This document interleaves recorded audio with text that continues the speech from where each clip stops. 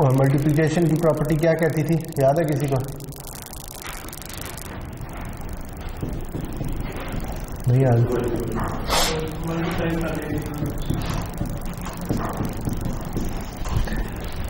कि अगर x के फोरियर सीरीज कोएफिशिएंट a के हैं, y के b के हैं, तो अगर मैं x और y को मल्टीप्लाई कर दूं तो इनके फोरियर सीरीज कोएफिशिएंट a और b की कॉन्वोल्यूशन की इक्वल होगा। ठीक है,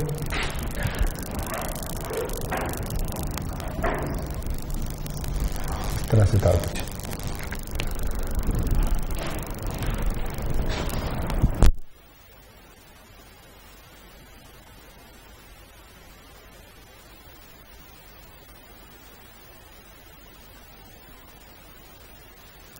डिस्क्रीट सीक्वेंसेस होते हैं। डिस्क्रीट सीक्वेंसेस में क्या हम लिखते होते हैं, अगर कोई सिग्नल है, डिस्क्रीट सिग्नल है, तो हम कहते हैं एक्स ऑफ एन, ऐसे ही है ना, जिसमें एन सैंपल इंडेक्स होता है, यानी एन इंटीजर होता है, तो एन 0 1 2 -1 -2 इस तरह से जा रहा होता है। ठीक, तो अगर आप इसे देखें या इसे देखें तो ये भी तो ऐसे ही है, इसमें के जो है वो इंटीजर है, तो a1 a-1 a0 a2 a3 इसी तरह हम बात करते हैं। तो दूसरे अल्फाज में आप ये कह सकते हैं कि ये जो a और b है ये बेसिकली डिस्क्रीट सीक्वेंसेस है, फोरियर सीरीज कोएफिशिएंट के सीक्वेंसेस है। ठीक, तो ये कॉन्वोल्यूशन का फॉर्मूला लिखा है, लेकिन ये डिस्क्रीट कॉन्वोल्यूशन है, ठीक, कॉन्टिन्यूस नहीं है। हालांकि अगर आप टाइम डोमेन में देखें तो दो कॉन्टिन्यूस सिग्नल्स मल्टीप्लाई हो रहे हैं, सही, और इसमें हमने ये कहा था कि इन दोनों का पीरियड सेम होना चाहिए, याद है? अच्छा, और इसकी हमने एक एग्जांपल भी देखी थी, जो हमने कहा था कि अच्छा अगर आपने किसी सिग्नल को फ्रीक्वेंसी में एक फ्रीक्वेंसी से उठा के दूसरी फ्रीक्वेंसी पे लेके जाना है तो वो इस तरह से आप कर सकते हैं मल्टीप्लाई करके, याद है? अच्छा जी, तो अब हमने ना इसकी डुअल प्रॉपर्टी पढ़ी। डुअल का क्या मतलब है कि अब हमने कॉन्वोल्यूशन की प्रॉपर्टी पढ़ी।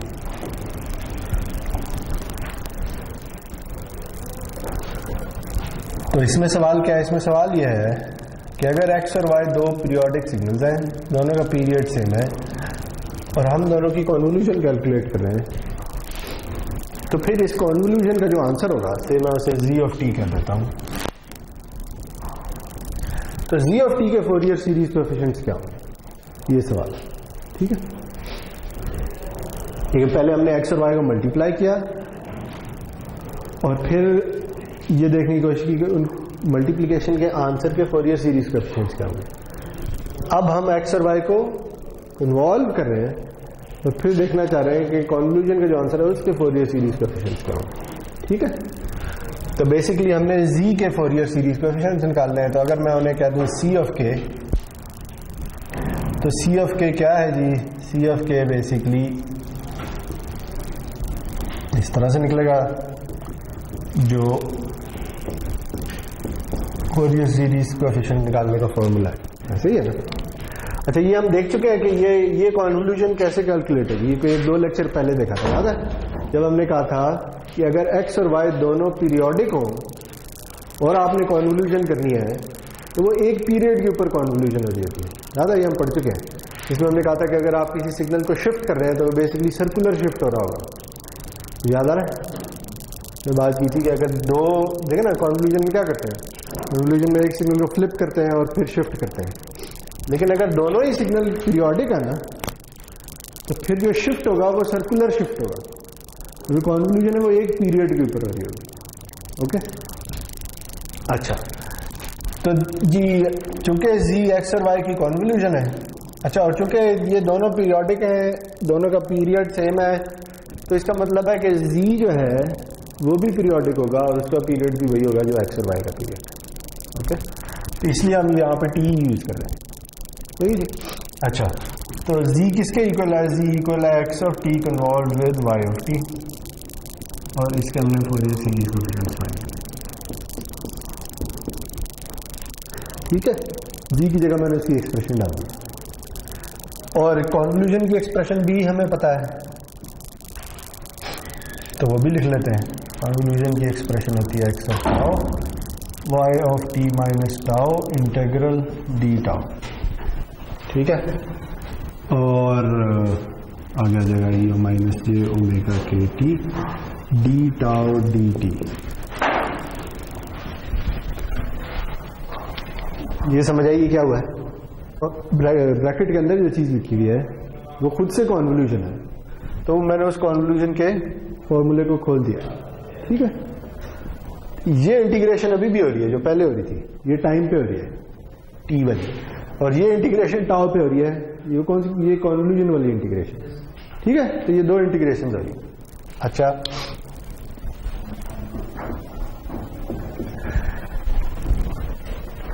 अब ये देखें कि हम ना बेसिकली इसे रीअरेंज करने जा रहे हैं। रीअरेंज करने का मतलब यह है कि पहले इंटीग्रेशन कर ले टाउ के हिसाब से और फिर इंटीग्रेशन कर लें टी के हिसाब से। तो अगर मैं ऐसे लिख दूं इसे, तो मैं सिर्फ ये करने जा रहा हूं कि मैंने एक्स टी और टाउ का ऑर्डर चेंज कर दिया। ठीक है, इधर पहले इंटीग्रेशन टाउ के हिसाब से हो रही थी और फिर टी के हिसाब से हो रही थी, अब पहले टी के हिसाब से हो रही है फिर टाउ के हिसाब से। ठीक है, अच्छा, इसका फायदा क्या है? इसका फायदा यह है कि अगर आप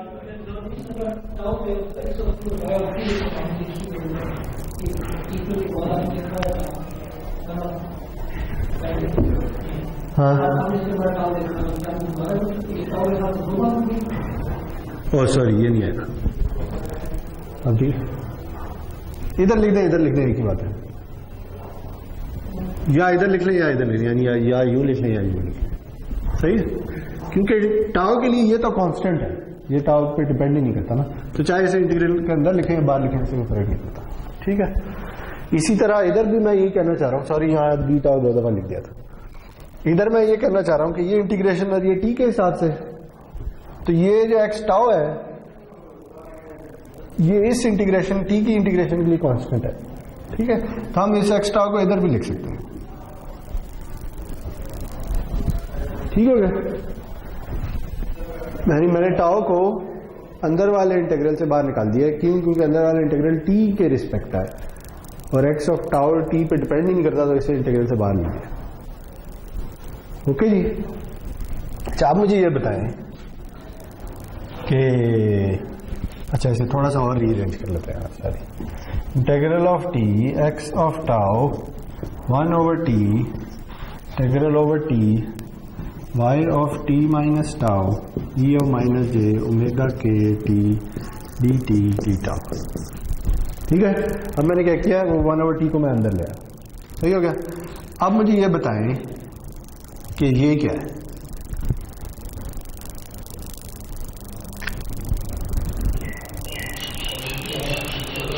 अच्छा, अगर मैं टाउ निकाल दूं तो फिर क्या है? चलें ये बता दें, ये बी क्या है?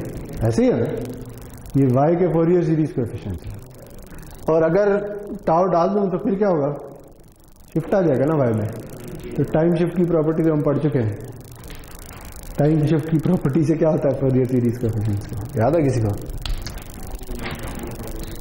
लेकिन ये तो हमें पता है कि बी क्या आएगा। ठीक है, लेकिन जब टाउ का शिफ्ट आ गया तो इससे पहले एक चीज मल्टीप्लाई हो जाएगी। हम टाइम शिफ्ट की प्रॉपर्टी में पढ़ चुके हैं। मल्टीप्लाई होगा ई O minus j omega k tau. ठीक है, तो ये जो अब मैंने लिखा है ये इस पूरे इंटीग्रल का आंसर है। ठीक हो गया, सही है जी। अब बाकी चीजें भी लिख दें, integral over t x tau d tau. ठीक हो गया। अच्छा, अब अगर इतना कर लिया है तो अब अगर मैं यहां पे एक टी और लगा के और 1 over टी कर दूं,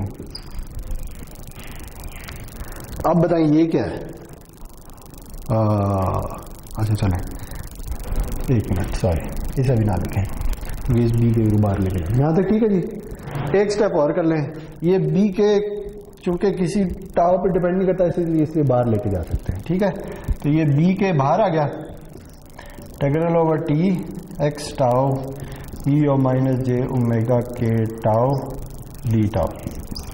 ठीक है, बी के को मैंने बाहर लिख लिया, और अब मैं इसे टी से मल्टीप्लाई और डिवाइड भी कर देता हूं। सही, अब बताइए ये क्या है? है, ये ए ऑफ के, ठीक है। तो आंसर क्या निकला, टी बी के ए के, ठीक। तो पता क्या चला जी, पता ये चला कि सी के असल में इक्वल है टी टाइम्स बी के इंटू ए के, ठीक है।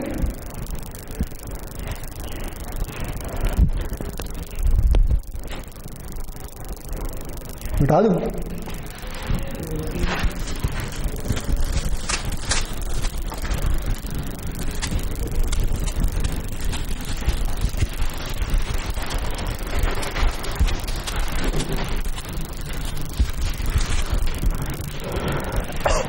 तो अब ये देखें कि अगेन वही एक जो हम डुअलिटी प्रॉपर्टी पढ़ चुके हैं वो फिर नजर आ रही है। वो क्या हो रहा है, हमने ये देखा है कि अगर मैं दो सिग्नल्स को टाइम में मल्टीप्लाई कर दूं, उनके फोरियर सीरीज कोएफिशिएंट्स आपस में कन्वॉल्व हो जाते हैं, ठीक। और अगर मैं दो सिग्नल्स को कन्वॉल्व कर दूं तो उनके फोरियर सीरीज कोएफिशिएंट्स आपस में मल्टीप्लाई हो जाते हैं, ठीक है। तो अगर टाइम डोमेन में मल्टीप्लिकेशन होगी तो फ्रीक्वेंसी डोमेन में कॉन्वोल्यूशन होगी, अगर टाइम डोमेन में कॉन्वोल्यूशन होगी तो फ्रीक्वेंसी डोमेन में मल्टीप्लिकेशन, ठीक है जी। तो ये मल्टीप्लिकेशन और टाइम, सॉरी मल्टीप्लिकेशन और कॉन्वोल्यूशन और टाइम और फ्रीक्वेंसी ये इंटरचेंजेबल है, सही है। तो ये जो चीज़ है ना, ये बहुत ज़्यादा यूज होती है। आगे हम अभी फिल्टरिंग पढ़ेंगे तो उसमें आप देखेंगे कि ये जो प्रॉपर्टी है ना, ये है ही बेसिकली फिल्टर बने हुए इस पे बेस पर, ठीक है। क्यों फिल्टर इस पे बेस बने हुए हैं, देखें हो रहा क्या है, हो रहा यह है कि एक सीक्वेंस के फोरियर सीरीज कोएफिशिएंट दूसरे सीक्वेंस के फोरियर सीरीज कोएफिशिएंट से मल्टीप्लाई हो गए, ठीक। अगर मैं ये कहता हूं, ऐसी मैं एग्जांपल दे रहा हूं कि ए ऑफ के कोई सिग्नल है जिसके जो फोरियर सीरीज कोएफिशिएंट्स है ना वो कुछ इस तरह से, ठीक। अब मुझे कोई कहता है कि अच्छा मुझे एक ऐसा सिग्नल चाहिए कि जिसमें सिर्फ ये वाला ना हो बाकी सब हो, ठीक है। मुझे एक ऐसा सिग्नल चाहिए जिसके फोरियर सीरीज कोएफिशिएंट्स यही हो सिवाय इस बीच वाले के, ये जीरो हो जाए। तो मुझे क्या करना है, मैं अगर इस सीक्वेंस को 1 1 0 1 1 1 से मल्टीप्लाई कर दूं तो आंसर में यही होगा ना, ये ड्रॉप हो जाएगा। बात समझ आ रही मैं क्या करने की कोशिश कर रहा हूं, ये किसी सिग्नल के फोरियर सीरीज कोएफिशिएंट्स है और मुझे क्या कहता है कि आप मुझे ऐसा सिग्नल बना के दें कि जिसका ये बीच वाला फोरियर सीरीज कोएफिशिएंट 0। तो मैं ये कहता हूं कि इसके फोरियर सीरीज कोएफिशिएंट्स को अगर मैं इस सीक्वेंस से मल्टीप्लाई कर दूं, ठीक, तो मल्टीप्लिकेशन का आंसर क्या होगा, ये सब 1 है, 1 1 1 1 1, तो वही होगा सिवाय इस पॉइंट के, ऐसे ही है ना, ये 0 हो गया ना। तो ये सिग्नल निकल आया, लेकिन इस सिग्नल को बनाने के लिए मुझे क्या करना पड़ा है, मुझे इसको इसके साथ मल्टीप्लाई करना पड़ा है फोरियर सीरीज कोएफिशिएंट्स को। तो टाइम में क्या होगा, अगर ये सिग्नल है x ऑफ टी तो ये सिग्नल को y ऑफ टी होगा। अगर मैं x ऑफ टी को y ऑफ टी से कन्वॉल्व कर दूं तो खुद बहुत ये चीज बन जाएगी, ठीक है।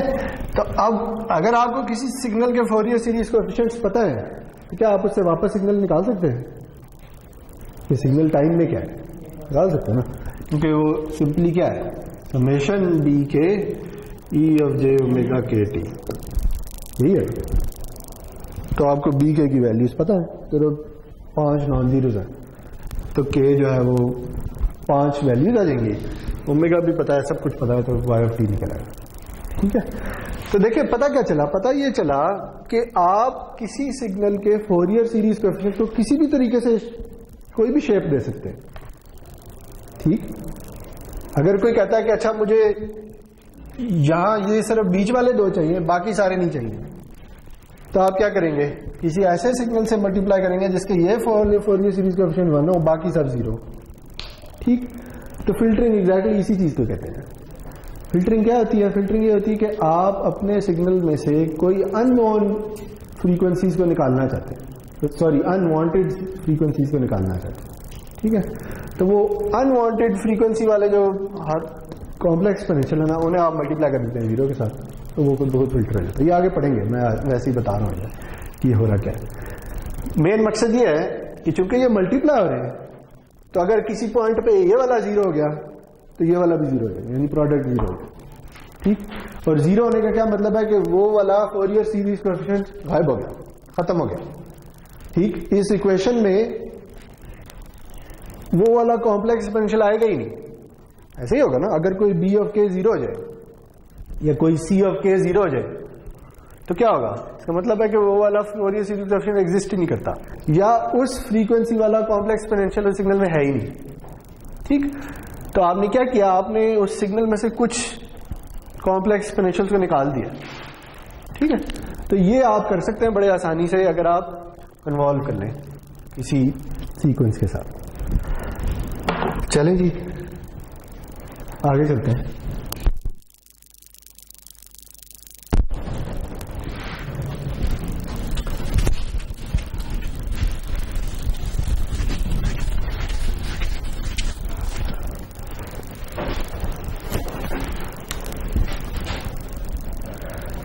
अच्छा जी, अब प्रॉपर्टी जो है वो है कॉन्जुगेशन की प्रॉपर्टी।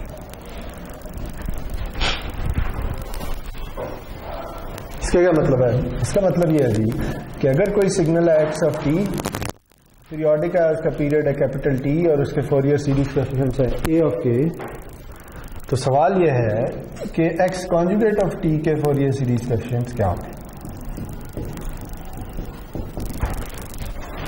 ठीक है,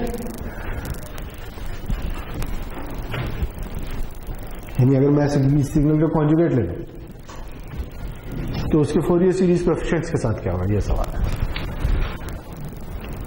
तो अगेन जी इक्वेशन यूज कर लें, हमने बी के फाइंड करना है, तो बी के क्या है, बी के हम basically x conjugate of T के फोरियर सीरीज कोएफिशिएंट्स निकालना चाहते हैं।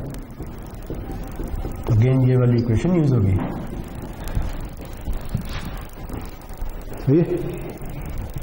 मुझे एक्स कॉन्जुगेट टी के फोरियर सीरीज कोएफिशिएंट्स चाहिए।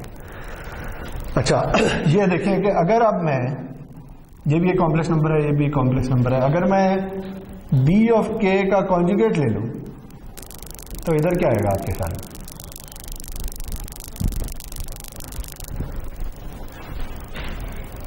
मुझे इस पूरी चीज का कॉन्जुगेट लेना ना, ऐसा ही है तो मेरी बात। तो a b का कॉन्जुगेट किसके इक्वल होता है? याद है किसी को? a कॉन्जुगेट b कॉन्जुगेट, ये b कॉन्जुगेट है कॉन्जुगेट। ठीक है, तो t का कॉन्जुगेट क्या होगा? t क्या है? रियल नंबर है, कॉम्प्लेक्स नंबर है? t रियल है, t तो टाइम को डिनोट करता है। ठीक है, तो इसका तो कॉन्जुगेट t होगा, तो ये तो ऐसे ही है। सही जी, ये जो अंदर वाली दो चीजें हैं इनके कॉन्जुगेट आ जाएंगे, तो x कॉन्जुगेट का कॉन्जुगेट क्या होगा? है जी, वापस x आ जाएगा, और इसका कॉन्जुगेट क्या होगा? किसी कॉम्प्लेक्स फंक्शन का कॉन्जुगेट लेंथ क्या होता है, किसी याद है? हाँ?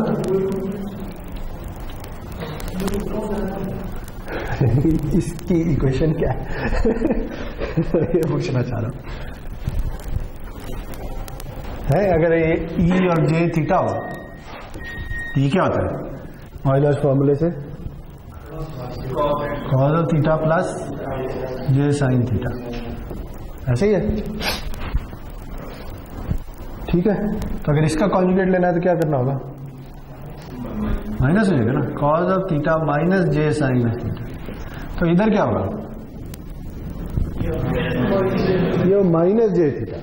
ठीक है, जो एंगल है वो नेगेटिव हो जाएगा क्योंकि tan इनवर्स नेगेटिव हो जाएगा। बात समझ आ रही है? तो ये आ जाएगा। तो अगर ये आएगा तो आप बताएं इधर क्या आएगा? तो इधर आएगा e j omega k t dt। ठीक है, अच्छा इसी को अगर अब मैं यूं लिख लूं, इसी को ना मैं ऐसे लिख लूं, माइनस और माइनस के टी। ठीक है, अब मुझे बताएं कि ये क्या चीज है। अगर यहां ये चल ये माइनस ना आता तो फिर क्या है? एक अगर यहां माइनस आ गया तो फिर क्या होगा? A of minus, a of minus. ठीक है, तो बी के कॉन्जुगेट किसके इक्वल है? ए और माइनस के। तो फिर बी के किसके इक्वल होगा?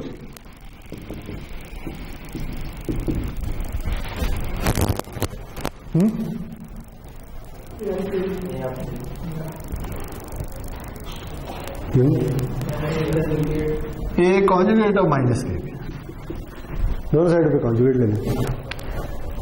ठीक है, तो पता क्या चला? पता ये चला जी कि ये असल में इक्वल है ए और माइनस के कॉन्जुगेट के। यानी अगर आप किसी सिग्नल का कॉन्जुगेट ले लें टाइम में, तो उसके फोरियर सीरीज कोएफिशिएंट्स के साथ दो काम होते हैं। क्या होते हैं? एक तो वो कॉन्जुगेट हो जाते हैं, और दूसरा क्या होते हैं? ठीक, ये क्या बता रहा है आपको कि इधर से इधर जाते हुए क्या हुआ है? दो काम हुए। एक तो कॉन्जुगेट हो गया, वो तो नजर आ रहा है। दूसरा क्या हुआ है? दूसरा वो फ्लिप हो गया। ठीक है, वो रिवर्स हो गया।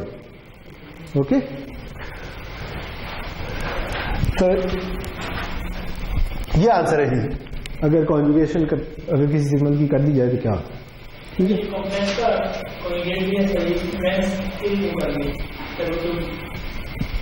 इधर वो मैं इसे एक एक की टर्म्स में लिखना चाहता हूँ, इसलिए कर दिया। तो एक एक के लिए यहाँ पे माइनस आना लाजमी है, क्योंकि फोरियर सीरीज कोएफिशिएंट की इक्वेशन में माइनस यहाँ पर था। तो इसलिए यहाँ पे अगर माइनस लाना है तो एक माइनस यहाँ पे डाल दिया। अच्छा, अब ये देखें जी, अब ये देखें कि अगर कोई सिग्नल है ही रियल, ठीक है, यानी if x of T is real, signal है ही रियल, तो फिर क्या होगा? फिर कुछ भी नहीं होगा। यानी एक्स कॉन्जुगेट ऑफ टी असल में एक्स टी के इक्वल होगा। ऐसे ही है ना? ठीक है, यानी अगर कोई सिग्नल रियल है, रियल वैल्यूड है, तो उसका लेते रहे कॉन्जुगेट, उसे कुछ भी नहीं होना। तो फिर क्या, इसका क्या मतलब है? इसका मतलब यह है जी कि वो इक्वेशन ये कह रही है कि ए ऑफ के इक्वल होगा इसके। ऐसे ही है ना? अगर ये दो साइड्स इक्वल है तो फिर ये दो साइड्स भी इक्वल होंगी। सही? ठीक है, अब ये इक्वेशन क्या कह रही है? ये इक्वेशन ये कह रही है जी कि अगर सिग्नल रियल हो तो से जो ए ऑफ 1 होगा, ए ऑफ -1 पे उसका कॉन्जुगेट पड़ा हुआ होगा। जो ए ऑफ 2 होगा, ए ऑफ -2 पे उसका कॉन्जुगेट पड़ा हुआ होगा।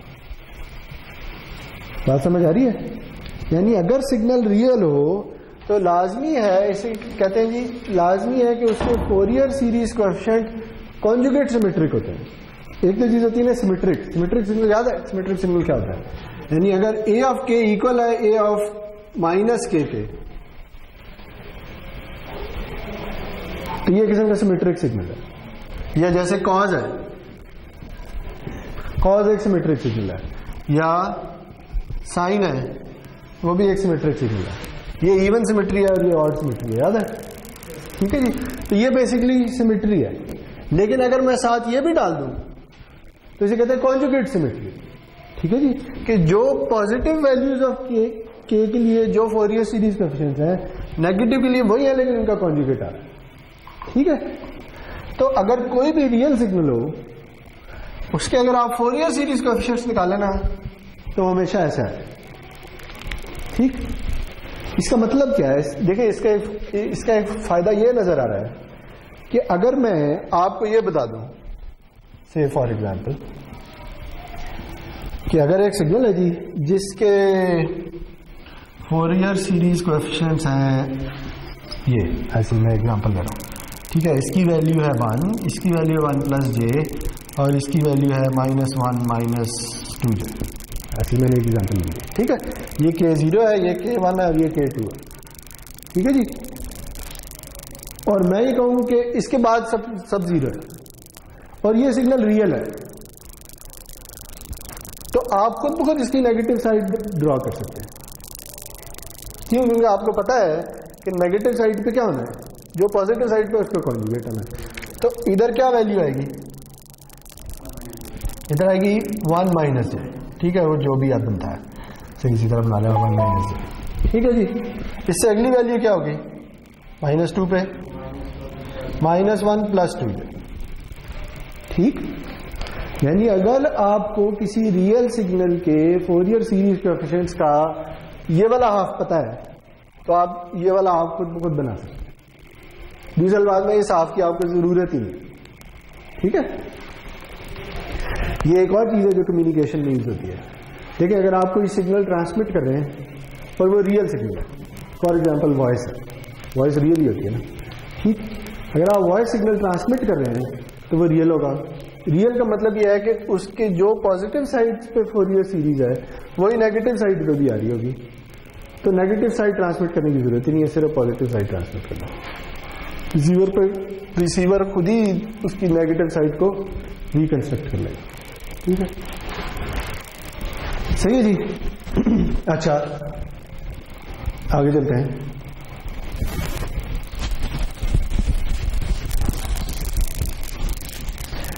अच्छा, अब एक सिग्नल है वो रियल भी है और इवन भी है, ठीक है। इवन क्या होता है?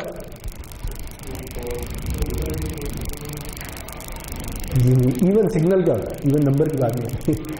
इवन सिग्नल क्या होता है? इवन सिग्नल का मतलब है जी x of t equal x of -t, ठीक है। तो ये हम पढ़ चुके हैं, टाइम रिवर्सल की प्रॉपर्टी पढ़ चुके हैं, याद है। इसके अगर फोरियर सीरीज कोएफिशिएंट्स है a ऑफ k तो इसके फोरियर सीरीज कोएफिशिएंट्स क्या होंगे?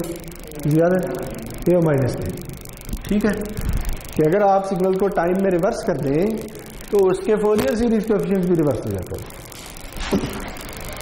ठीक है।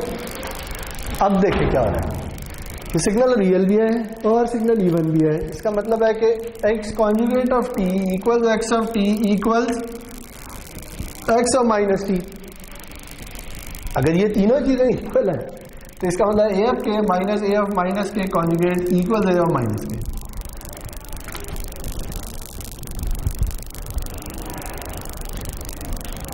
सही जी।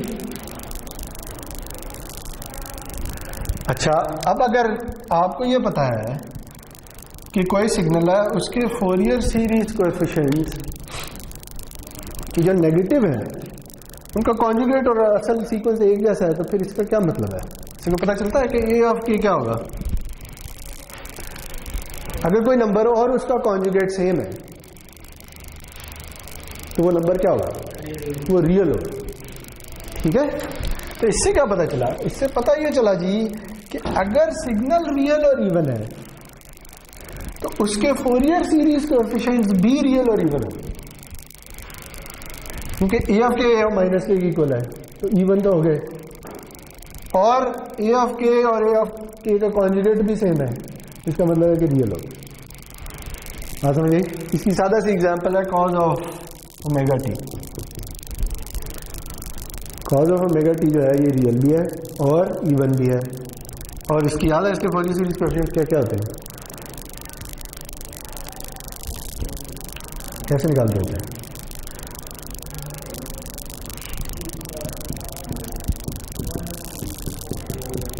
ये नहीं होते। कौन कौन से?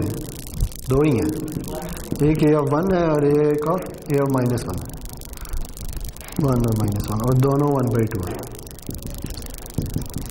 देखें, इसके फोरियर सीरीज कोएफिशिएंट रियल भी है और इवन भी है, ठीक हो गया? समझ आ रही है? अच्छा, समझ आगे चलते हैं। तो अब अगला स्टेप क्या हो सकता है कि अगर सिग्नल रियल भी है और ऑड भी है तो फिर क्या होगा? अगर सिग्नल रियल है और ऑड है तो इधर क्या क्या आएगा? x of t equal minus x of -t, ठीक।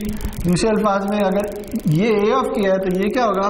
माइनस a ऑफ -k, ठीक है।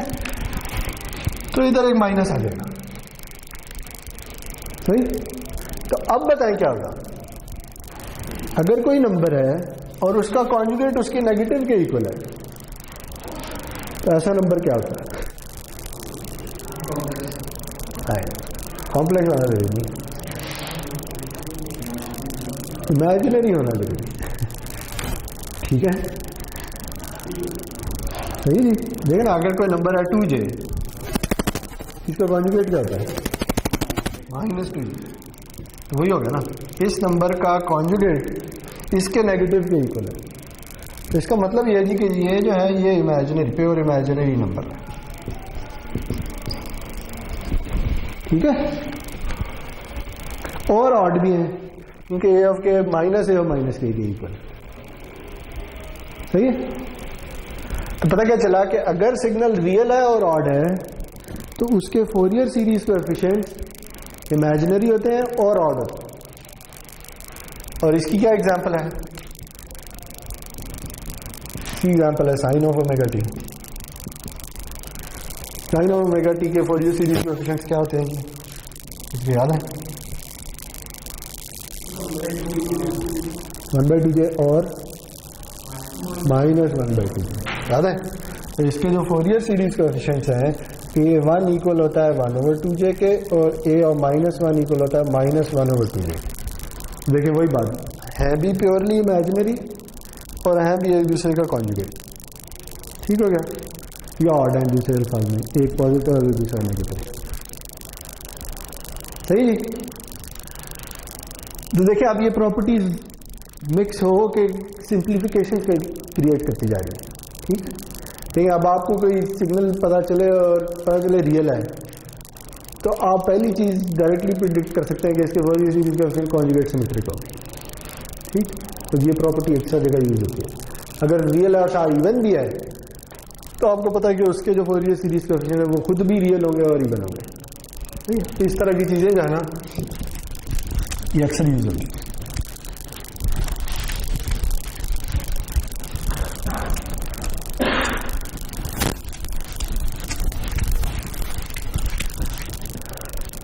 अच्छा जी, अब जो प्रॉपर्टी है वो है जी, इसे कहते हैं पार्सेवल्स थ्योरम।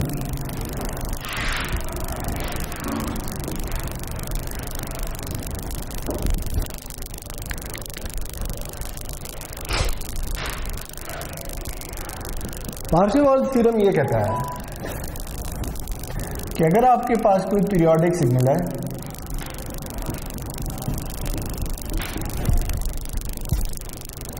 और आप उसकी एक पीरियड के ऊपर उसकी पावर निकाल लेते हैं, याद है ये पावर का फॉर्मूला है। ठीक है। तो ये इक्वल होती है कि अगर आप उसके फोरियर सीरीज कोएफिशिएंट्स के मैग्नीट्यूड का सम ले लें। ठीक है। यानी अगर आपने किसी सिग्नल की एक पीरियड के ऊपर पावर निकाल दी है तो आप टाइम में भी निकाल सकते हैं, आप फोरियर सीरीज कोएफिशिएंट्स में भी निकाल सकते हैं। टाइम में निकालना चाहते हैं तो ये चीज यूज होगी, फोरियर सीरीज कोएफिशिएंट्स से निकालना चाहते हैं तो उसके सारे फोरियर सीरीज कोएफिशिएंट्स का मैग्नीट्यूड का सम लें तो आंसर आएगा। ठीक है। तो अब ये देखते हैं कि ये ऐसा क्यों है। सही जी।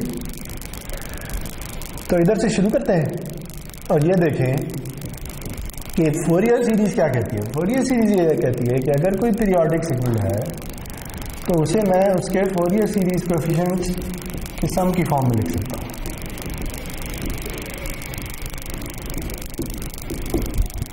ठीक हो गया?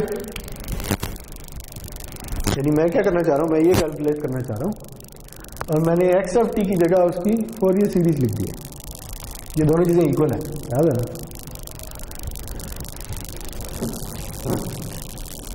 अच्छा, अब ये देखें कि अगर कोई नंबर है, फॉर एग्जांपल x से चलें, कॉम्प्लेक्स नंबर x प्लस जे वाई, और आपने उसका मैग्नीट्यूड स्क्वायर कैलकुलेट करना है। ठीक। तो ये इक्वल होता है कि आप x प्लस जे वाई को किससे मल्टीप्लाई कर दें? x माइनस जे वाई के साथ।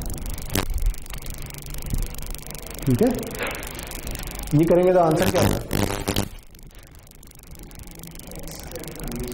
एक्स स्क्वायर प्लस वाई, याद है?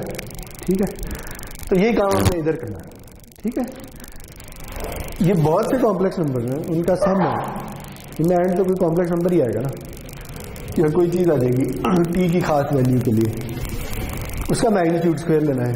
ये ऐसी है कि आप इसको इसके कॉन्जुगेट से मल्टीप्लाई करें। ठीक है जी। तो क्या आ जाएगा? आ जाएगा 1/t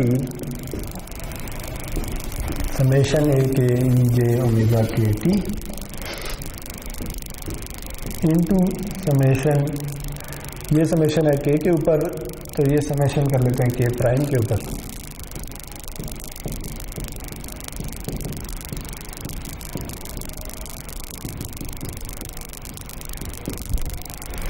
ठीक है, मैंने यही चीज यूज की है, वो नंबर और उसका कॉन्जुगेट। ठीक है,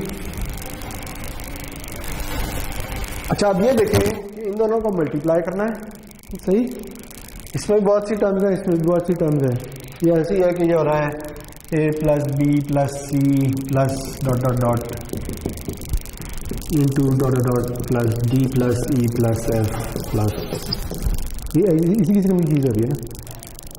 ठीक है, अगर मैं उन समेशंस को खोल दूँ क्योंकि इस तरह का काम हो रहा होगा, तो अगेन एक अगर आप वैल्यू इधर से उठाएं तो वो इन सब के साथ मल्टीप्लाई होगी, फिर अगली उठाएं तो इन सब के साथ मल्टीप्लाई होगी, ऐसे ही है।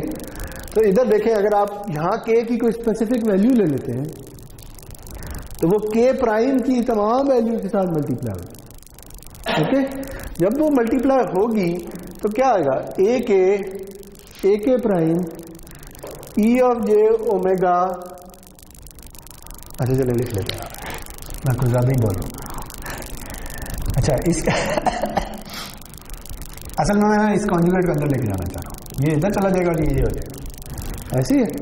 अब अगर मैं इसकी कोई एक टर्म लिख लेता हूँ, वो होगी a k prime conjugate e of j omega k t e of minus j omega k prime t, ऐसे ही होगी ना।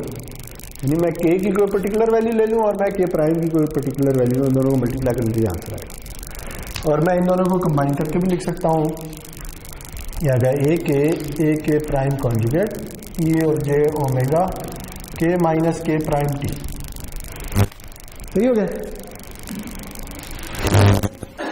अच्छा अब ये देखें, के की भी कोई वैल्यू हो सकती है और के प्राइम की भी कोई भी वैल्यू हो सकती है, ऐसे ही है ना। अगर के और के प्राइम एक दूसरे के इक्वल नहीं होते तो फिर इधर कोई नॉन जीरो नंबर आ रहा होगा, सही। वो नॉन जीरो नंबर ओमेगा को किसी ओमेगा के मल्टीपल में चेंज कर देगा, ठीक। और आपने बाद में क्या करना है, इंटीग्रेशन। तो जब आप इसकी इंटीग्रेशन करेंगे ना तो आंसर क्या आएगा बताइए। अगर मैं इसकी इंटीग्रेशन कर दूं over the period of T,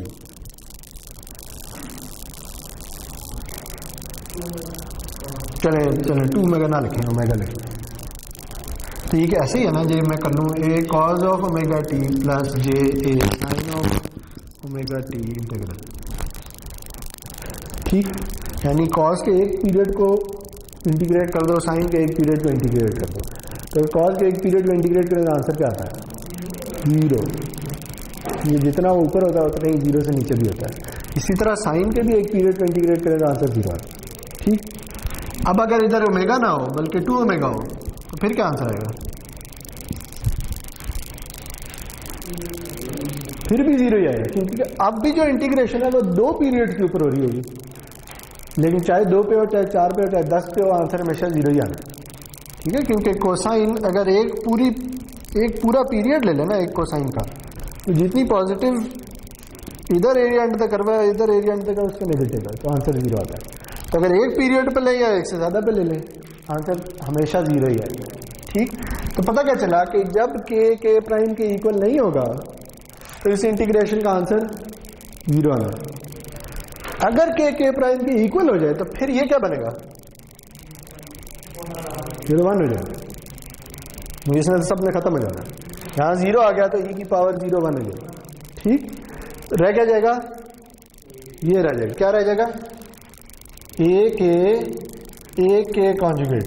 क्यों, क्योंकि के प्राइम के इक्वल है, यहाँ के प्राइम नहीं आएगा, के आएगा, ठीक है। या दूसरे अल्फाज में क्या आ जाएगा, ए के मैग्नीट्यूड स्क्वायर, ठीक है। अब आपके ख्याल में इधर से इधर जाना पॉसिबल है मैंने आपको सारी स्टोरी तो सुना दी है, ठीक है। जब के ने के प्राइम के इक्वल होना है तभी आंसर ही आना, ठीक है, तो हो रही है तो समेशन है ना, तो सारी के की वैल्यूज के लिए आंसर ये आ जाएगा, बाकी सब जीरो है। ठीक है, तो इन द एंड वही चीज आ जाएगी।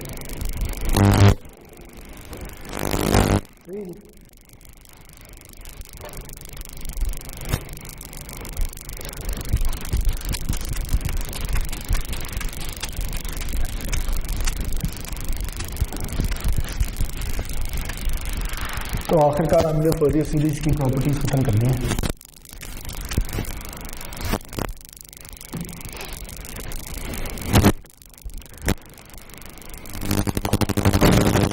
कर लेते हैं और फिर हम आगे चलेंगे। अच्छा, मैंने आपको सिर्फ कॉन्टिन्यूअस सिग्नल्स की फोरियर सीरीज पढ़ाई है, डिस्क्रीट की नहीं पढ़ाई। ठीक है, वो हम स्किप कर देंगे, वो आप जब डीएसपी पढ़ेंगे, डिजिटल सिग्नल प्रोसेसिंग, तो उसमें पढ़ लेंगे, तो इधर पढ़ने की जरूरत नहीं है। तो इसलिए तीसरे चैप्टर में जो भी डिस्क्रीट सिग्नल्स के लिए डिस्कशन है ना, उसे आप स्किप कर सकते हैं। ठीक है, अच्छा जी, अब हम एक एग्जांपल करने चाह रहे हैं जिसमें ये प्रॉपर्टीज यूज होंगी। तो आपको एक सिग्नल दिया गया है जिसकी मैं कुछ प्रॉपर्टीज आपको बता दी। पहली प्रॉपर्टी है कि एक्स ऑफ टी एक सिग्नल है जो कि रियल है। ठीक है, दूसरी प्रॉपर्टी है जी कि पीरियोडिक है और उसका पीरियड है 4। ठीक है, तीसरी प्रॉपर्टी यह है कि ए के जो उसके फोरियर सीरीज कोएफिशिएंट्स हैं वो 0 है फॉर के मैग्नीट्यूड ग्रेटर देन 1। चौथी प्रॉपर्टी है जी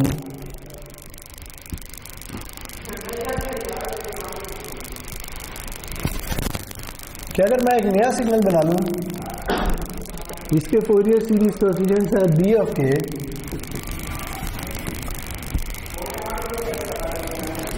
और वो इसके इक्वल है,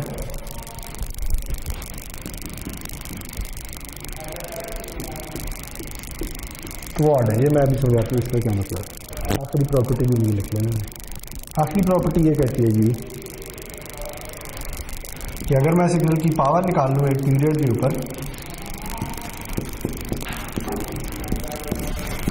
तो वो इक्वल है 1/2।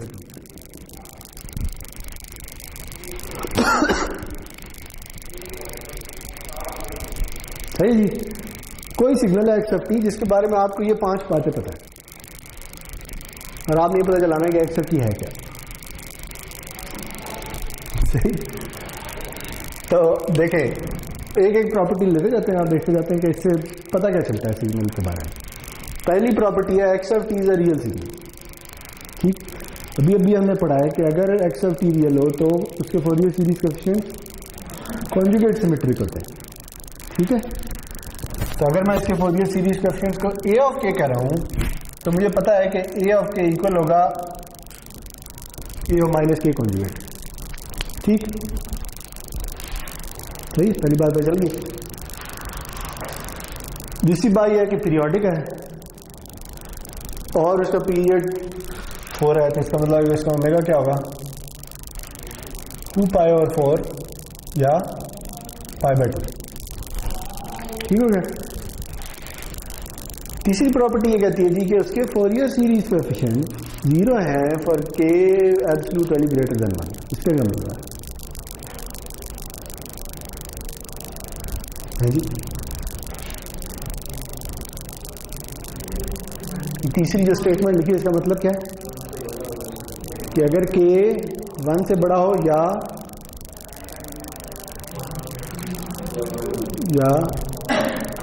ये क्या बता रहा है आपको?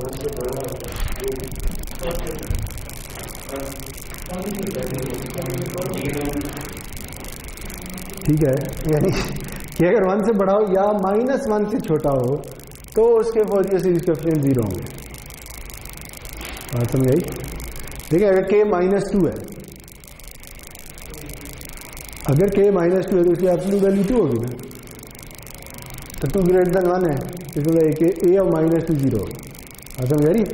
इसका मतलब यह है जी कि सिर्फ A0, A1 और A ऑफ -1 जो है वो नॉन जीरो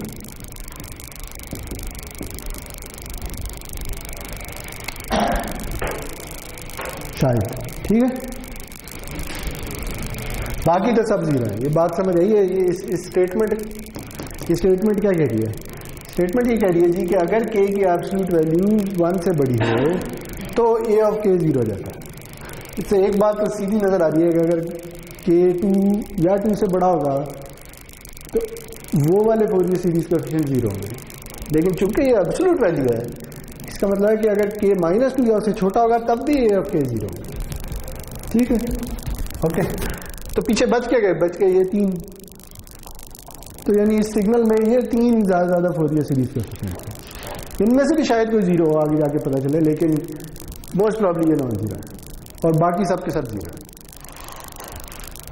अच्छा, चौथी प्रॉपर्टी को छोड़ दे, पांचवी प्रॉपर्टी क्या कह रही है? पांचवी प्रॉपर्टी ये कह रही है जी कि अगर मैं उसकी एक पीरियड पे पावर ले लूँ तो वो इक्वल है 1/2 के। ठीक, और अभी हमने क्या पढ़ा है पार्सेवल्स थ्योरम से कि ये किसके इक्वल होती है? इसके। ठीक, या दूसरे अल्फाज में आप ये कह सकते हैं कि a0 magnitude square plus a1 magnitude square plus a-1 magnitude square equals 100। ठीक है, क्योंकि यही 3 जो नॉन जीरो हो सकते हैं, बाकी तो सब जीरो है। सही है, ये समझ आइए ये कैसे लिखा है? अच्छा, अब इसकी बात कर लेते हैं। अच्छा, ये क्या कह रहा है? ये कह रहा है कि कोई एक और सिग्नल बनाए, ए ऑफ के तो हमारा सिग्नल है, ठीक है, कोई और सिग्नल बनाए जिसकी फोरियर सीरीज कोएफिशिएंट्स हैं बी ऑफ के, और वो इक्वल है इसके किसके? के ए को रिवर्स कर दो और साथ ये मल्टीप्लाई भी करें। ठीक है, तो अब पहली तो बात ये पता चलानी कि ये सिग्नल होगा क्या। ठीक है, तो बताइए अगर x ऑफ t के Fourier series coefficient a of k है तो a ऑफ माइनस k कौन सा सिग्नल होगा? उल्टा जाना, ठीक है, यानी a ऑफ k किसके फोरियर सीरीज कोएफिशिएंट है? x ऑफ t के। तो a ऑफ माइनस k किसके फोरियर सीरीज कोएफिशिएंट होंगे? x ऑफ माइनस t के। ठीक हो गया, और इसके साथ मल्टीप्लाई क्या हो रहा है? ये मल्टीप्लाई हो रहा है। अगर ये कब मल्टीप्लाई होता था याद है? मैं नीचे लिख लेता हूं, सॉरी, इधर लिख लेता हूं।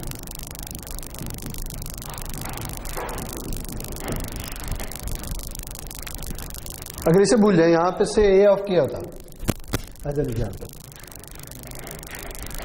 क्या हो गया? ठीक है,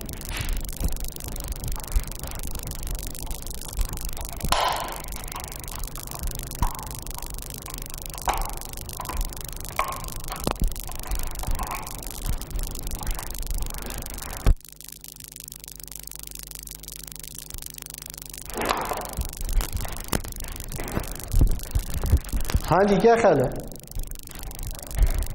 यहाँ पे क्या आ रहा है? ये क्या है? ये ओमेगा है। ठीक है, इसका मतलब है कि यहाँ पे तो मैं ओमेगा लिख सकता हूँ। अब कोई आइडिया? दो सिग्नल कन्वॉल्व हो रहे हैं, बिल्कुल सही है। अगर आप ये बिल्कुल सही कह रहे हैं, लेकिन मुश्किल तरीके से कह रहे हैं। ठीक है, दो सिग्नल कन्वॉल्व हो रहे हैं। ठीक है, कौन कौन कन्वॉल्व हो रहा है जी? एक तो x ऑफ t है और दूसरा ये किसके फोरियर सीरीज कोएफिशिएंट?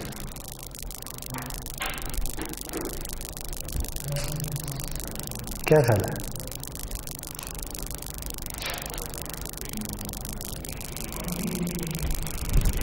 ये किस सिग्नल के फोरियर सीरीज कोएफिशिएंट?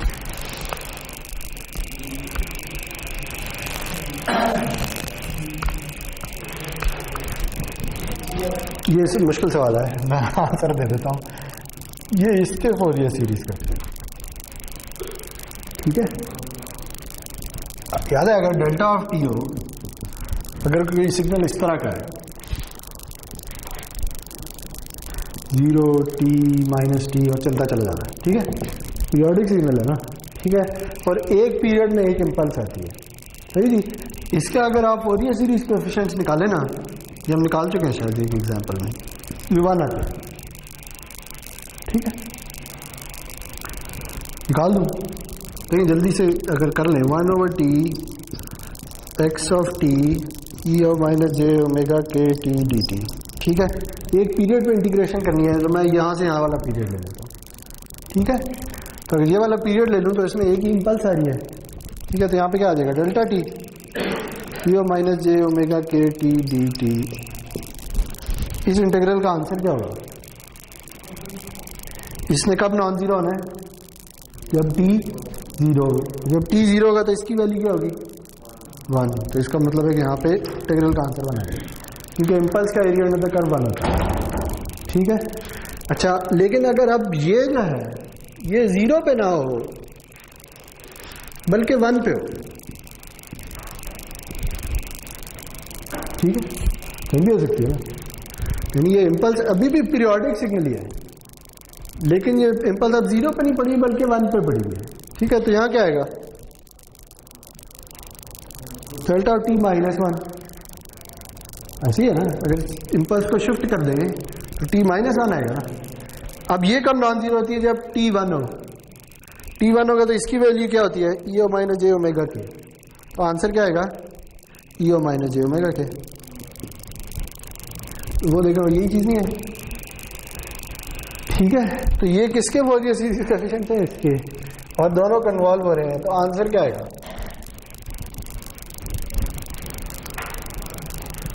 ये तो बता देना। नहीं, इस कॉन्क्लूजन का आंसर क्या होगा? X of t minus 1। सही है जी। तो वही मैं आंसर आपका ठीक है, लेकिन आप एक मुश्किल तरीके से आंसर दे रहे हैं। आंसर ये है। ठीक है, देखिए ये आप आंसर ऐसे भी कर सकते हैं कि ये कॉम्प्लेक्स एक्सपोनेंशियल कब आता होता है? याद है हमने टाइम शिफ्ट की प्रॉपर्टी पढ़ी है कि अगर आप किसी सिग्नल को शिफ्ट कर दें तो उसके फोरियर सीरीज कोएफिशिएंट एक कॉम्प्लेक्स एक्सपोनेंशियल से मल्टीप्लाई हो, तो ये वही मल्टीप्लिकेशन है। तो ये इधर से ऐसे भी ट्रू है टाइम शिफ्ट की प्रॉपर्टी से, और ये कॉन्वोल्यूशन की प्रॉपर्टी से भी ट्रू है। ठीक है, जैसे मर्जी करें। अच्छा जी, यहां तक हो गया। लेकिन ये असल में तो एक है नहीं है, ये तो ये माइनस के है। ठीक है, तो इसका मतलब ये है कि जो शिफ्ट आ रहा है वो इसमें आ रहा है। ठीक है, चूंकि टाइम रिवर्स हो चुका है तो अगेन जो शिफ्ट होगा वो उलट डायरेक्शन में आएगा, तो ये आएगा माइनस टी प्लस 1। ठीक है, तो पता क्या चला? अभी तक हमने ये पता चला है कि ये जो जिस सीक्वेंस की बात हो रही है वो असल में ये है। ठीक है, दूसरे अल्फाज में अगर आप इस सीक्वेंस के फोरियर सीरीज कोएफिशिएंट्स निकालें तो वो ऑड होते हैं। ये स्टेटमेंट ये करिए। ठीक है, कि ये जो बी ऑफ के है ये ऑड है, तो बी ऑफ के किसके फोरियर सीरीज कोएफिशिएंट है? इसके फोरियर सीरीज कोएफिशिएंट। ठीक है जी, तो अब पता क्या चला कि ये जो सिग्नल है इसके फोरियर सीरीज कोएफिशिएंट्स ऑड है। ठीक है, अगर ये रियल वैल्यूड है तो ये भी रियल वैल्यूड होगा। ऐसे ही नहीं कि सिग्नल को शिफ्ट करने से, रिवर्स करने से उसके वो रियल कॉम्प्लेक्स तो नहीं हो जाता ना, वो तो या फ्लिप हो जाता है या शिफ्ट हो जाता है, इस तरह का काम होता है। बात समझ आ रही मैं क्या कहना चाह रहा हूं? यानी अगर x of T real signal है तो x of minus T plus 1 भी रियल सिग्नल होगा। ठीक है, तो ये एक रियल सिग्नल है जिसके फोरियर सीरीज कोएफिशिएंट्स ऑड है। तो अब आपका क्या ख्याल है? अगर एक रियल सिग्नल है जी, बी ऑफ के उसके फोरियर सीरीज कोएफिशिएंट है, तो बी ऑफ के इक्वल होंगे बी ऑफ माइनस के कॉन्जुगेट, क्योंकि रियल है। और हमें पता है ये एक ऑड भी है, इसका मतलब ये इक्वल है बी ऑफ माइनस के। ये क्वेश्चन समझ आइए कैसे लिखी है। ये जो पहली इक्वेशन आई है ये इस वजह से आई है कि ये रियल है। अगर कोई सिग्नल रियल हो तो उसके फोरियर सीरीज का ऊपर भी लिखा गया है, वो कॉन्जुगेट सिमेट्रिक होते हैं। यानी अगर बी ऑफ के है तो बी ऑफ माइनस के पे उसका कॉन्जुगेट पड़ा होगा। लेकिन हमें ये बता दिया गया कि बी ऑफ के ऑड भी है, तो ऑड कौन सा सिग्नल होता है? जब b of k b of minus k equal, sorry minus b of minus k. ठीक हो गया, ये पता चल गया। सही है। अच्छा आप मुझे ये बताएं कि अगर इस सिग्नल को एक्स ऑफ टी को हमने फ्लिप कर दिया और शिफ्ट भी कर दिया है तो क्या इसकी पावर चेंज होगी? अगर कोई पीरियोडिक सिग्नल है उसे मैं शिफ्ट कर दूं 1 सेकंड से तो क्या उसकी पावर चेंज होगी? नहीं होगी, क्योंकि वैल्यूज तो नहीं चेंज होगी। और अगर मैं उसे फ्लिप कर दूं फिर पावर चेंज होगी? टाइम में फ्लिप कर दूं यानी फिर भी पावर चेंज होगी। दूसरे अल्फाज में जो एक्स ऑफ टी की पावर है वही इसकी भी पावर होगी। ठीक, दूसरे इससे पता क्या चला? इससे पता ये चला जी कि इसके फोरियर सीरीज कोएफिशिएंट का सम भी 1/2 होगा।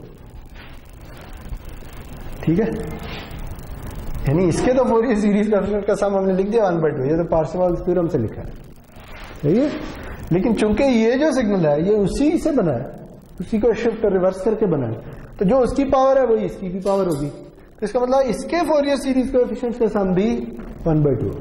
ठीक है, तो पता क्या चला जी कि B0 magnitude square plus B1 magnitude square plus B-1 magnitude square भी 1/2। देखिए अब आहिस्ता आहिस्ता हम करीब पहुंचते जा रहे हैं। हमने असल में क्या निकालना है? हमने असल में ये इनकी वैल्यूज निकालनी है, एक्स ऑफ टी के फोरियर सीरीज कोएफिशिएंट्स की वैल्यूज निकालनी। वो पता चल गई तो पता चल जाएगा कि एक्स क्या है। अच्छा जी, तो अब इधर देखें, ये ऑड है और इनके मैग्नीट्यूड स्क्वायर का सम 1/2 है। अगर कोई सिग्नल ऑड है, ऑड सिग्नल कैसा होता है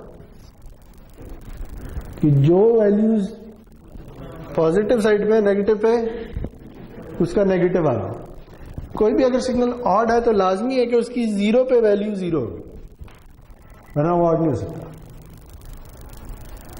सही, क्योंकि जो वैल्यू यहां नहीं है यहां उसका नेगेटिव होना है, तो 0 पे उसका नेगेटिव तो नहीं हो सकता ना, 0 का फ्लिप्ड वर्जन भी 0 ही होगा। तो इसका लाजमी बात है कि ये वैल्यू जो है ये 0। अगर ये 0 है तो इधर क्या पता चला कौन 0 है? ये 0 है। ठीक है, टाइम तो नहीं ज्यादा हो गया? नहीं, अभी बहुत टाइम। अच्छा ठीक जी, तो ये तो इक्वेशन में से ही निकल गया। पीछे कौन रह गया? ये दोनों रह गए। इन दोनों के बारे में क्या पता है कि इनका मैग्नीट्यूड स्क्वायर का सम 1/2 है और ये ऑड है। ऑड के क्या मतलब है कि b ऑफ 1 किसके इक्वल है? माइनस b ऑफ -1 के, और ये इक्वल है b ऑफ -1 के कॉन्जुगेट के। ये इसी क्वेश्चन को मैंने 1 के लिए लिख दिया, सही है ना? अब बताइए, अगर दो नंबर्स हैं उनके मैग्नीट्यूड स्क्वायर का सम 1/2 है, ठीक है जी, और वो b of 1 minus b of 1 के इक्वल है, तो लाजमी है कि इसका मैग्नीट्यूड और इसका मैग्नीट्यूड सेम होंगे। ऐसे ही नहीं है? ठीक है, तो यानी ये दो नंबर हैं, दोनों सेम है, दोनों का मैग्नीट्यूड स्क्वायर का सम हो रहा है, तो क्या आप ख्याल में ये नंबर होगा क्या? 1/4। ठीक है, यानी B1 का मैग्नीट्यूड स्क्वायर लाजमी है कि 1/4, तभी दोनों ऐड होकर 1/2 होंगे। उनको पता है कि ये दोनों एक दूसरे के इक्वल हैं, तो लाजमी है कि 1/4 हो। तो इससे क्या पता चला कि B1 किसके इक्वल होगा?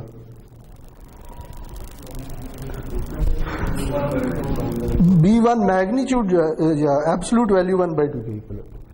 ठीक हो गया, यहां तक पता चल गया, सही है। अभी तक हमें क्या पता चल गया? B1 एब्सोल्यूट वैल्यू इक्वल्स 1/2, सही है जी।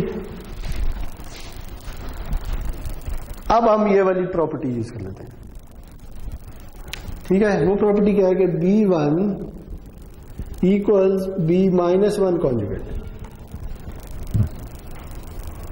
जो B1 की वैल्यू है -1 वाले की वही वैल्यू है, लेकिन उसका कॉन्जुगेट है, और वो उसके नेगेटिव के भी इक्वल है। तो ये कब होता है कि अगर आप किसी नंबर का कॉन्जुगेट लें और वो उसके नेगेटिव के इक्वल हो। अभी हमने देखा जब वो नंबर प्योरली इमेजिनरी।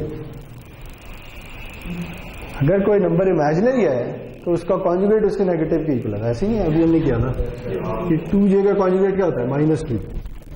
ठीक है, देखिए ये कंडीशन यही कह रही है कि B1 जो है वो B ऑफ -1 के कॉन्जुगेट के इक्वल है और वो B ऑफ -1 की नेगेटिव वैल्यू के भी इक्वल है। ठीक है, तो क्या मतलब है? इसका मतलब यह है कि जो B ऑफ -1 है वो इसका कॉन्जुगेट भी है और इसका नेगेटिव भी है, तो लाजमी है कि वो दोनों इमेजिनरी नंबर हो। तो फिर क्या पता चला? आखिरकार ये पता चला कि B1 जो है वो हो सकता है J/2 हो और B ऑफ -1 जो है वो -J/2।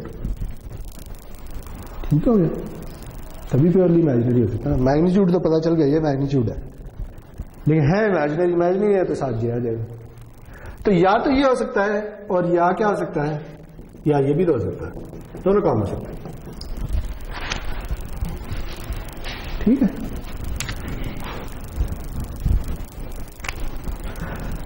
देखिए हमने क्या निकाल लिया, हमने पता चल गया कि B00 है, B1 या ये और B-1 या ये। सही जी, तो अगर B पता चल गया तो आप A भी निकाल सकते हैं। क्या ख्याल है? ठीक है, क्योंकि यहां से अब वापस जाना, अब वापस जाना। अब B पता चल गया, ठीक है। B कैसे निकल रहा है? B असल में इसके फोरियर सीरीज कोएफिशिएंट है, तो अगर x के फोरियर सीरीज कोएफिशिएंट चाहिए तो क्या करना होगा? यहां से स्टेप बाय स्टेप पीछे जाना पड़ेगा। सही है जी,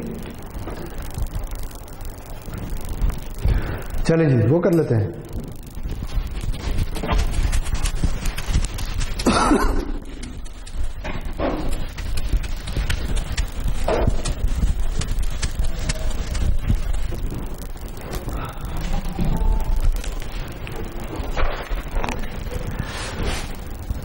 तो से ये वाली एग्जांपल लेते हैं, यानी ये पहली वाली वैल्यूज में B1 है J/2 और B ऑफ -1 है -J/2।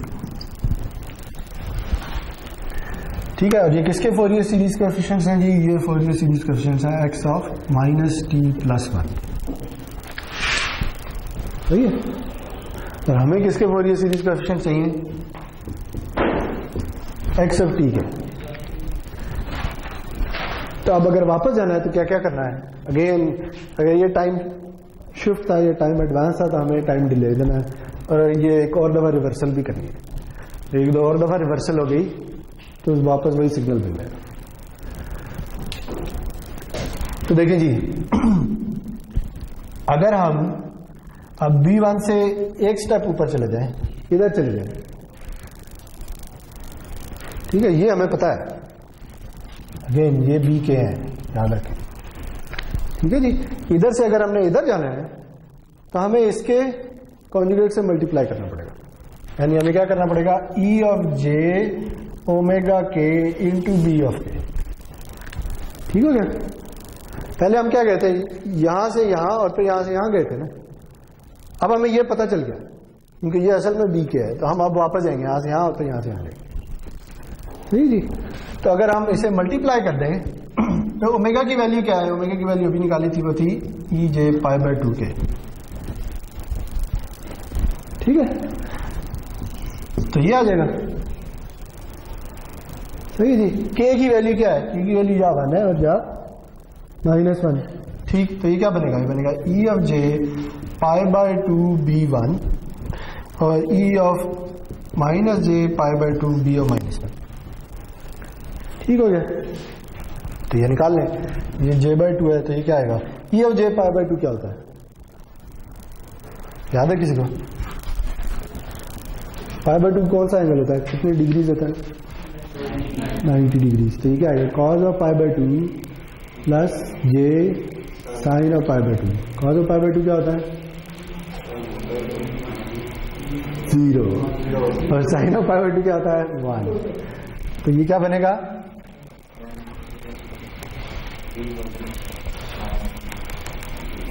इसे अगर मैंने रियल इमेजिनरी में लिखना तो क्या बनेगा?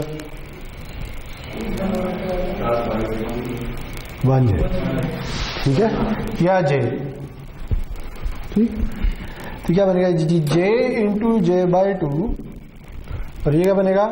-J into -J/2। ठीक हो गया? हाँ समझे? ये क्या बनेगा जी? ये बनेगा -1/2 और ये क्या बनेगा?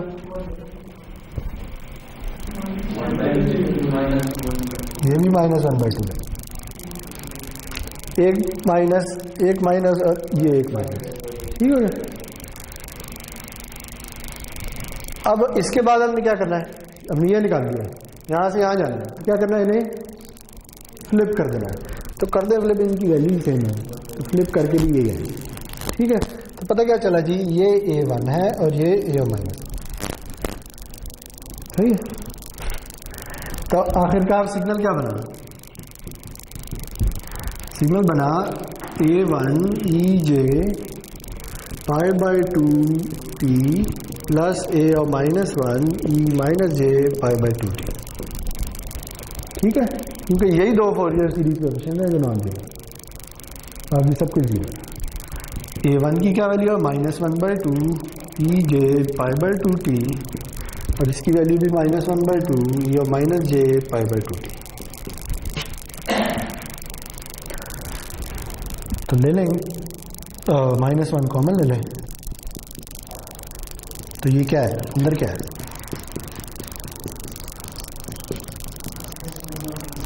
ये क्या है जी, ये कॉज है, क्या बना, minus cos of pi by 2, सही है जी। तो देखिए आखिरकार प्रॉपर्टीज यूज करके आखिर में हमने एक्स और टी निकाल ही लिया। ये एग्जांपल मैंने सिर्फ इसलिए कराई है कि ताकि आपको सारी की सारी प्रॉपर्टीज किसी न किसी तरीके से यूज करनी आ जाए। ये वैसे बुक की एग्जांपल है, बुक में हुई भी है, ठीक है। लेकिन रियल सिग्नल की भी प्रॉपर्टी यूज हो रही है, इसमें रिवर्स भी हो रहा है, इसमें टाइम शिफ्ट भी हो रहा है, इसमें पार्शेवाल थ्योरम भी यूज हो रहा है, बहुत सी चीजें यूज हो रही है, सही। चले जी, तो ये आखिरी डिस्कशन थी प्रॉपर्टीज ऑफ फोरियर सीरीज की। अब हम आगे चल रहे हैं।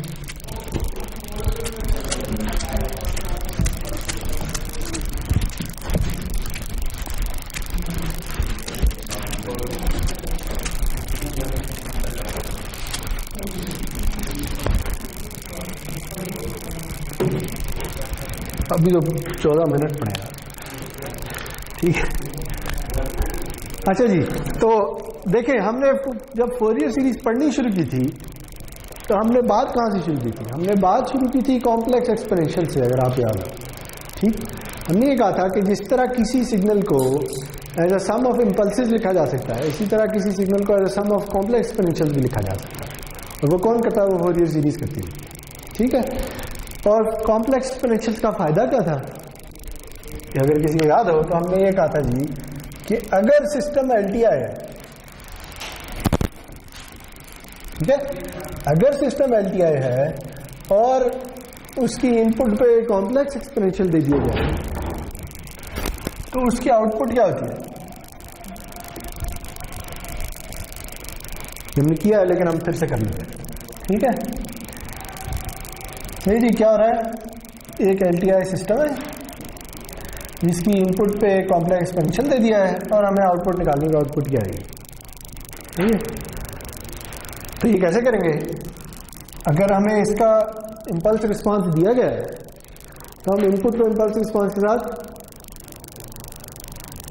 कन्वॉल्व करेंगे, ठीक है। तो आउटपुट को अगर मैं y ऑफ t कह दूं तो y ऑफ t किसके इक्वल होगी, वो होगी convolution of input and impulse response, ऐसे।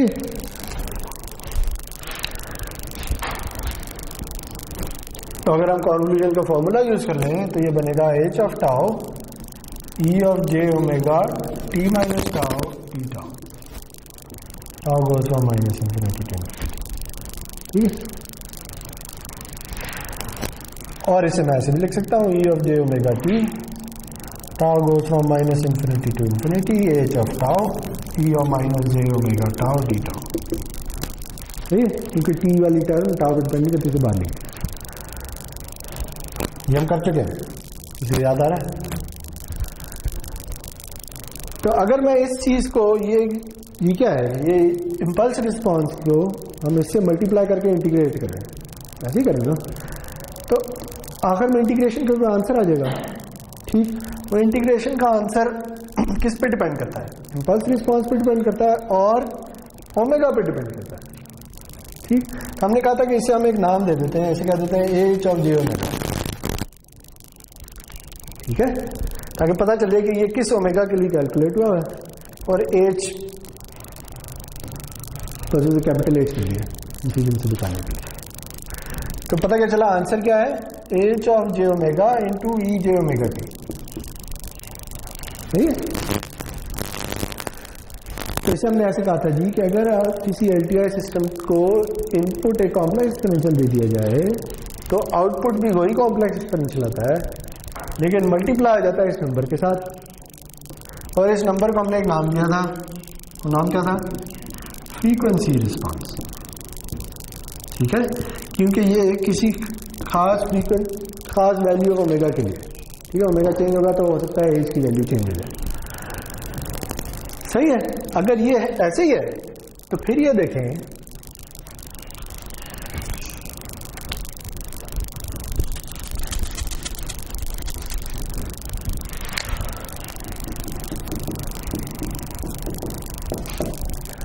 कि इनपुट ये नहीं है बल्कि ये है, ये क्या है,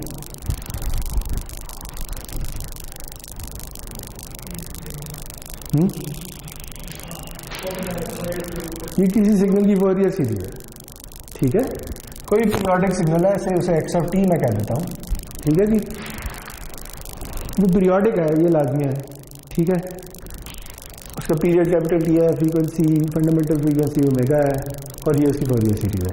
तो आपके ख्याल में इसकी आउटपुट क्या होगी,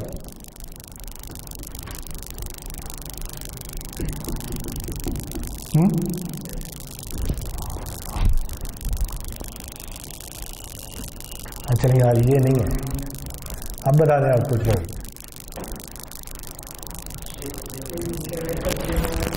एच ऑफ जे ओमेगा साथ कुछ और भी है, के भी है, तो फ्रीक्वेंसी ओमेगा के है, ओमेगा नहीं है, ठीक है, और ए के ई जे ओमेगा के टी, ऐसे ही। तो अब अगर बहुत से हैं तो फिर क्या होगा, क्यों, वजह क्या है,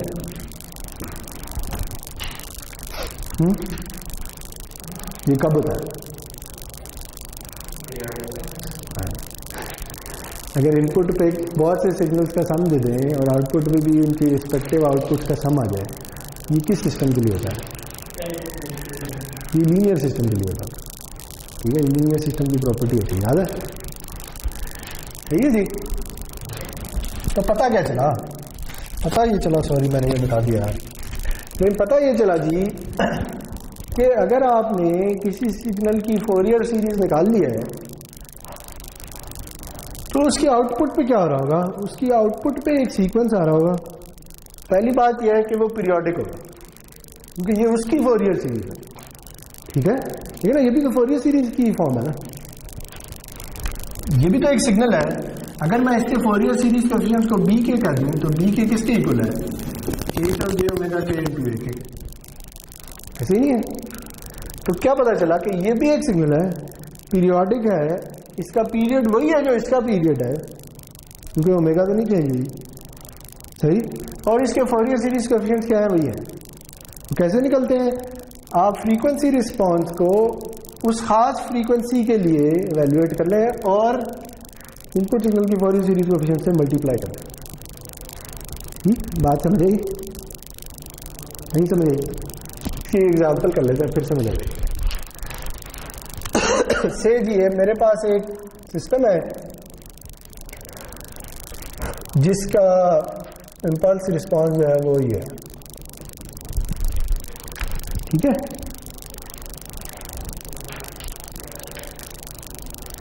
और इसकी इनपुट पे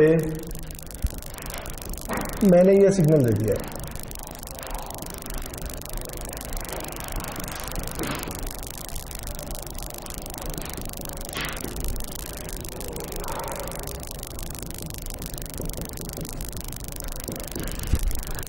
ठीक है जी। आपको इनपुट भी दे दी है, आपको इम्पल्स रिस्पांस भी दे दिया गया है, आपने आउटपुट निकालनी है। तो एक तो तरीका यह है कि आप इन दोनों को कन्वॉल्व कर दें, ठीक। लेकिन आपको नजर आ रहा है कि ये जो है एक्सप्रेशन ये फोरियर सीरीज की फॉर्म में है, ऐसे ही है ना? इसमें कितने फोरियर सीरीज कोएफिशिएंट्स हैं? कौन कौन से? A1, A-1 और A0, ठीक है। अच्छा, तो फिर क्यों ना हम इसका फ्रीक्वेंसी रिस्पांस निकाल लें, सही? तो फ्रीक्वेंसी रिस्पांस का फॉर्मूला अभी इधर लिखा था, फिर से मैं लिख देता हूँ। वो है जी h of t e of minus j omega t dt integral t goes to minus सही, यही था। तो अब इसमें h ऑफ t की वैल्यू डालनी है।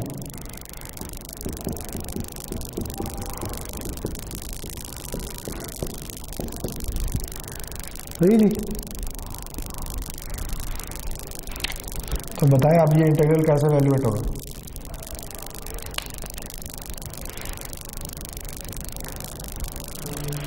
ये क्या है? हाँ, तो इससे क्या होगा? तो बहुत दवा कर चुके हैं। हाँ ठीक है, और इन दोनों को कंबाइन कर लेते हैं।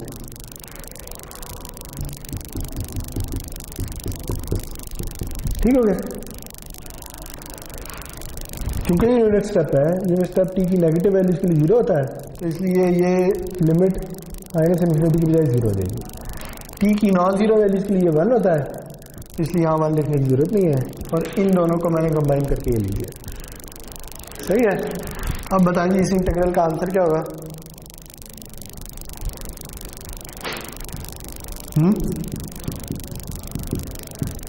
बता दें यार।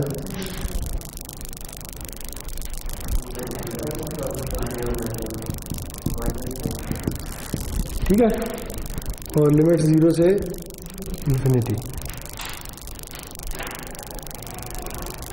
तो अब क्या आ जाएगा? इसे बाहर लिख लें, अंदर क्या आएगा? लिमिट डालना है।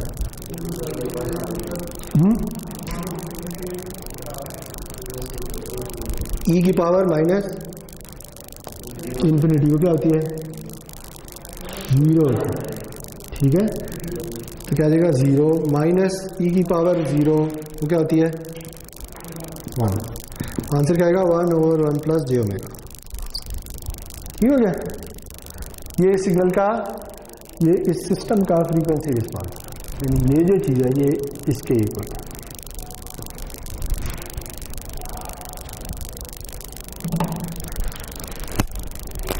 तो अब हमें आउटपुट निकालनी है।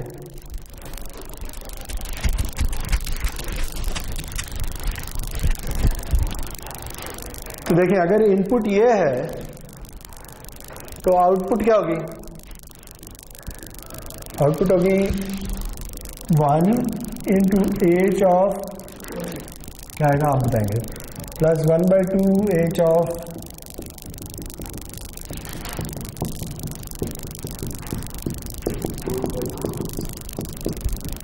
ये मैं कैसे लिखा है? ये मैंने वो देख के लिखा है। ठीक है, कि अगर इनपुट ये वाला कॉम्प्लेक्स एक्सपोनेंशियल है तो आउटपुट यही वाला कॉम्प्लेक्स एक्सपोनेंशियल आएगा, मल्टीप्लाई हो जाएगा फ्रीक्वेंसी रिस्पांस के साथ। ठीक है, इस तरह ये भी एक कॉम्प्लेक्स एक्सपोनेंशियल है, ये भी एक कॉम्प्लेक्स एक्सपोनेंशियल है, जिसकी फ्रीक्वेंसी क्या है? नहीं यार, इसकी फ्रीक्वेंसी क्या है? 0। ठीक है, तो अगर इसकी फ्रीक्वेंसी 0 है तो यहाँ पे क्या आएगा? सॉरी, यहाँ 0 आएगा, और इधर क्या आएगा? जे π/2, और इधर क्या आएगा?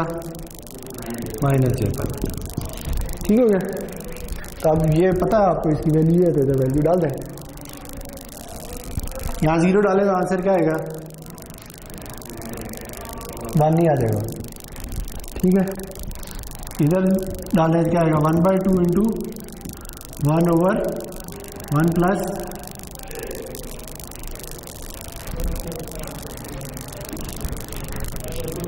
जे π/2 e of j π/2t plus 1/2 1/1 minus j π/2 e of minus j π/2। ठीक है, मैंने ओमेगा की वैल्यूज डाल दी बस, और कुछ नहीं। तो ये आउटपुट ऊपर निकलेगा, सही ये आउटपुट होगा।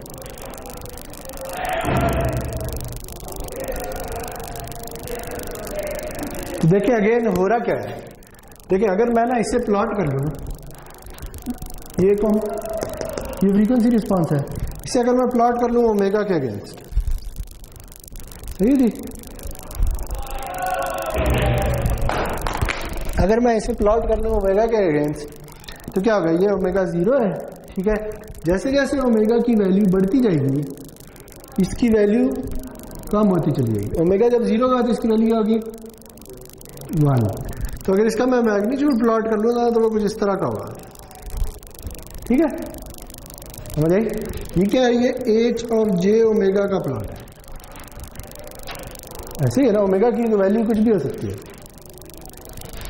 ओमेगा की जो भी वैल्यू होगी इधर उसके मुताबिक आ जाएगा।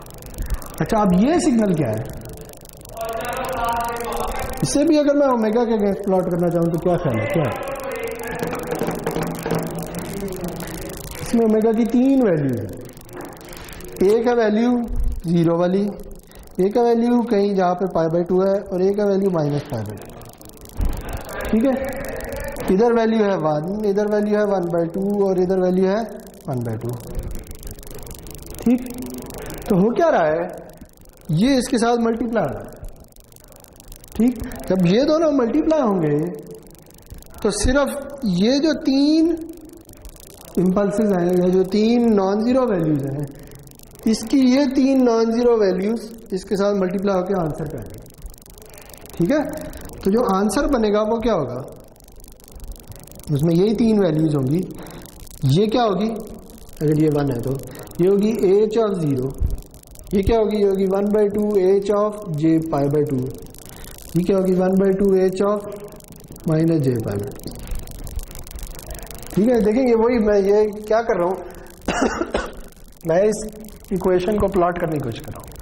वो क्या रहा है, वो ये रहा है कि आउटपुट पे फोरियर सीरीज कोएफिशिएंट्स कैसे बन रहे हैं, इनपुट के फोरियर सीरीज कोएफिशिएंट्स को मल्टीप्लाई कर दें फ्रीक्वेंसी रिस्पांस के साथ, और फ्रीक्वेंसी रिस्पांस की कौन सी वाली वैल्यू, जो इस फोरियर सीरीज कोएफिशिएंट्स की फ्रीक्वेंसी है, ठीक है। तो अगर मैं a1 की बात कर रहा हूँ तो ओमेगा है π/2, तो जो ओमेगा की π/2 पे वैल्यू है वो मल्टीप्लाई हो जाएगी इसके साथ। 0 की बात कर रहा हूँ तो 0 वाली वैल्यू मल्टीप्लाई हो जाएगी, -π/2 की बात कर रहा हूँ तो -π/2 वाली वैल्यू मल्टीप्लाई, ठीक है। ये वैसे ही है जैसे अभी हमने थोड़ी देर पहले पढ़ा था कि अगर 2 सिग्नल्स कन्वॉल्व हो रहे हो तो उनके फोरियर सीरीज कोएफिशिएंट्स मल्टीप्लाई हो जाते हैं, याद है।